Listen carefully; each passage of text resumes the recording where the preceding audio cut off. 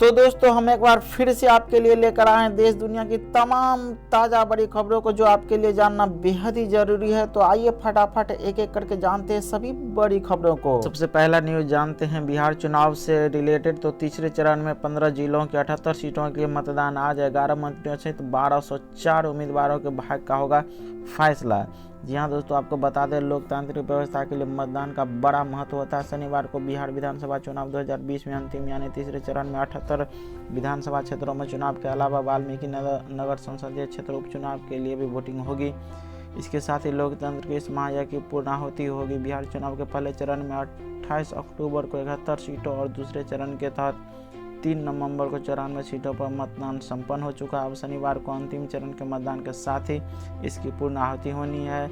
इसी के साथ 243 सदस्यीय बिहार विधानसभा की सभी सीटों पर चुनाव लड़ने वाले प्रतिनिधियों की किस्मत भी ईवीएम में कैद हो जाएगी। तीसरे चरण में 2,35,54,071 मतदाता अपने मताधिकार का इस्तेमाल करेंगे। आम चुनाव के तीसरे चरण में 15 जिलों के 78 सीटों के लिए कड़ी सुरक्षा के बीच शनिवार को मतदान होगा। इस चरण के चुनाव को लेकर शुक्रवार की शाम से सुरक्षा बलों एवं मतदान कर्मियों की टीम को बूथ के लिए रवाना कर दिया गया।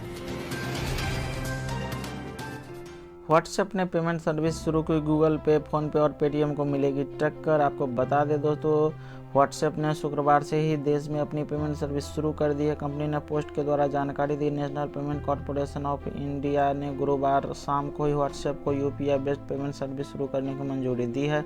व्हाट्सएप फेसबुक की सब्सिडरी यानी कंपनी एनपीसीआई से मंजूरी मिलने के बाद फेसबुक के सीईओ मार्क जुकरबर्ग ने कहा कि व्हाट्सएप की पेमेंट सर्विस 10 क्षेत्रीय भाषाओं के व्हाट्सएप वर्जन में उपलब्ध होगी।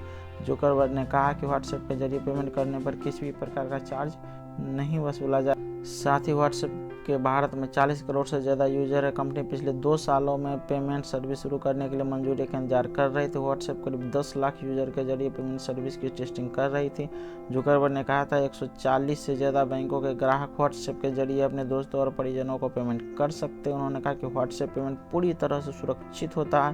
व्हाट्सएप के जरिए पेमेंट करने के लिए केवल यूपीआई समर्थित डेबिट कार्ड की आवश्यकता होगी और आप सीधे पेमेंट कर सकते हैं।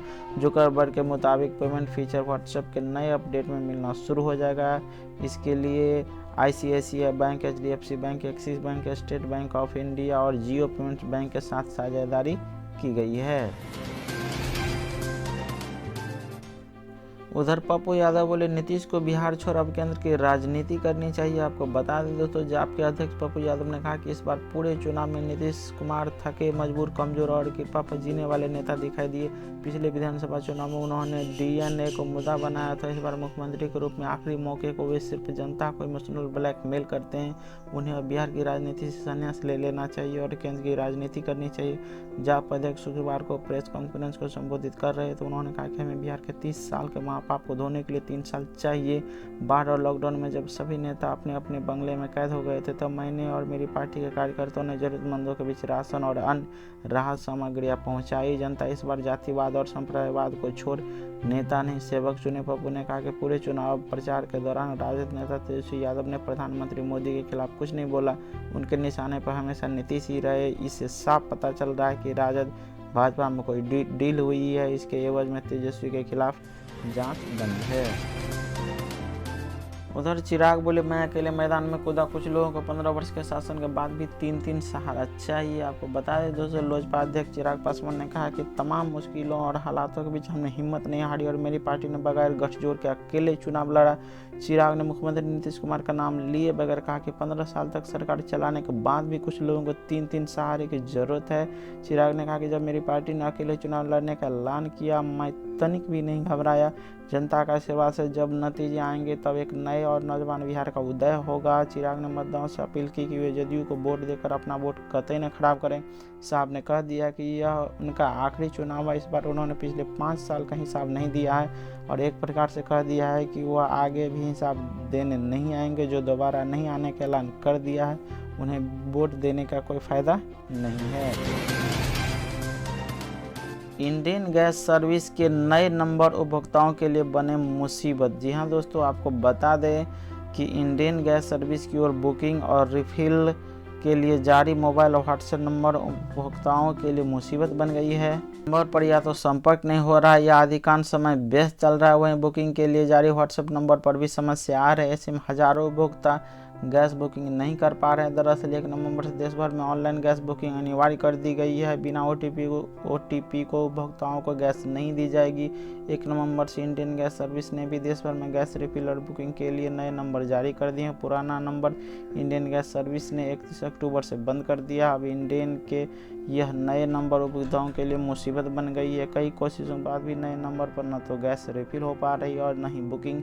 ऐसे में जिन उपभोक्ताओं को तत्काल गैस की आवश्यकता है उन्हें भटकना पड़ रहा है। आपको पता है कि यह नंबर किए गए हैं। जारी रिफिल नंबर जो है वो 77 18 95 55 55 है। वहीं पर बुकिंग व्हाट्सएप नंबर जो है 75 88 88 88 24 है।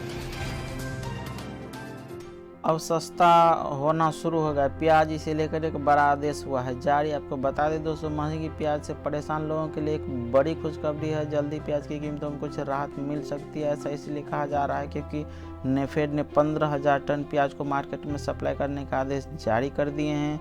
कुछ हाइलाइट्स की बात करें दोस्तों तो आपको बता दें, महंगी प्याज से परेशान लोगों के लिए एक बड़ी खुशखबरी है।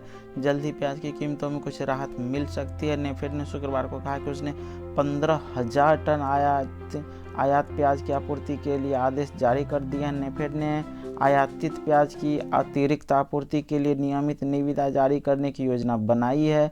भारत में आमतौर पर मध्यम आकार के प्याज पसंद किए जाते हैं, जबकि विदेशी प्याज आकार में 80 मिमी तक बड़े होते हैं। तो दोस्तों, आज के न्यूज़ बुलेटिन को यहीं पर समाप्त करते हैं। यदि आपको ये न्यूज़ अच्छा लगा है तो ज़रूर चैनल को सब्सक्राइब करके बेल आइकन प्रेस कर लीजिएगा। धन्यवाद।